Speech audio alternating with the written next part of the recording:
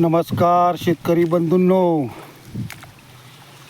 आज मस्त आता ऊस बांधलाय, त्याला मस्त खायला टाकले, चांगलं अन्न द्रव्य टाकले. आज पाणी घेतले बघा, मस्त. हे का तुम्हाला आता पाणी दाखवतो. हे पाटाने पाणी चाललंय बघा, हे का पाणी. या पाटाने ऊसाला पाणी सोडलं. अहो ही बघा, इथून असे प्रत्येक सरीला आता पाणी सोडलं. मस्त 3.5 फुटाची सरी आहे, चांगलं ॲव्हरेज आहे, बसतं आहे आणि फिरता येतं आपल्याला, महत्त्वाचं म्हणजे. त्यामुळं ऊसाची जाडी वाढते आणि उंची वाढते, त्याला हवा मिळते, खिळते. उलट आता पुढल्या वर्षी मी 4 फुटाची सरी तो एक प्रयोग करून बघणार आहे.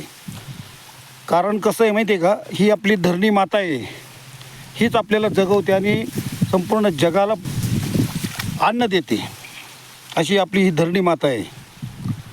कारण प्रत्येक गोष्ट, अगदी माणूससुद्धा ह्या मातीतूनच येतो आणि परत मातीतच मिसळतो.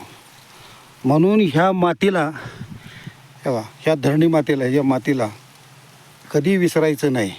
कारण ही धरणी माताच आपल्याला जगवते. जरी आपण पुढे चंद्रावर जरी गेलो तरी मातीतूनच जातो. कारण ज्यावेळेस आपलं रॉकेट उडतं, खालून प्रेशर दिल्याशिवाय ते वर जात नाही. त्यामुळं म्हणजे हेलिकॉप्टर असो काय असो, आपण हवेचा दाब तयार केला, जेवढा दाब तयार करेल तेवढं वर जातं. कारण एक म्हण आहे, हे जी पिकं आहेत हे अगदी आपल्या ह्याच्यासारखेच, लेकरासारखंच आहे. प्रत्येक पीक हे लेकरासारखंच आहे, त्याला आपण आणणं हे आपलं कर्तव्य आहे.